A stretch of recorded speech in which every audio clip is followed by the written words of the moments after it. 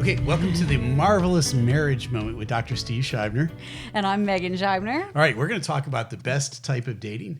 Date your mate. The best type of dating is after you get married. Yeah. Right? And we have 3 really important rules for dating. What's rule number 1? Rule number 1 is this: a date does not include children. That's called a family outing, and you can do all the family outings you want, but you need to date your mate, just you and your mate, one-on-one. All right, that's rule number 1. Rule number 2 is something that's mutually enjoyable to both people. So guys, if you've got a gal that loves to go spend time at Home Depot, you've got a winner chicken dinner. But most women, that's not really considered a date, right? So it's got to be mutually enjoyable to both people, so you agree on it.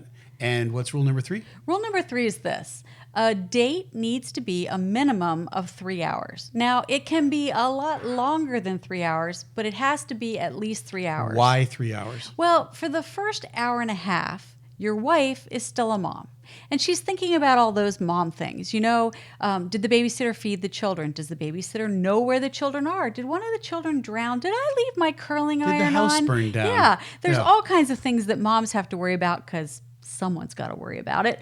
And after about an hour and a half, most moms make the transition and they become a wife. And when moms become a wife, good things happen. Okay. Yeah. So you want good things to happen if you know what we're talking about. Yeah. Right? Yeah. So 3 hours at minimum, could be longer than that, right? So now how often do you date? Well, we would encourage you to do it once a week. But as often as practical, and it may take a little creativity. Maybe you and another couple swap off. You know, we never had grandparents around, you're right? talking about, right? Yeah. We never had grandparents. We always had to hire babysitters, or we swapped off with friends. We'd watch their kids one week, they'd watch our kids the next week. But it needs to be a priority. Do you have to spend a lot of money on a date? A date could be free. You could just take a walk. You could, fill a thermos with coffee and go sit somewhere and chat together. Or a date could, blow the wad in the bank. Yeah. It doesn't have to, though. It's not about what you spend. It's about the time that's spent and investing in the primary relationship. And making it a priority. So our 3 rules are, number 1, it's got to be at least 3 hours long. It's got to be mutually enjoyable to both people. And no kids along. No That's kids. a family outing. Yeah. If you follow all 3 of those rules, you do it once a week or, as often as you possibly can. You don't have to spend any money.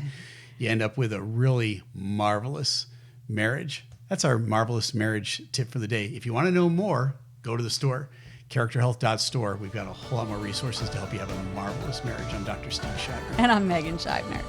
Thanks for watching that clip on YouTube. Don't forget to like and subscribe so that you don't miss any of our weekly content. And now, let's hear from Mr. Pepe Le Pew. I love you. I love you more. I kiss you.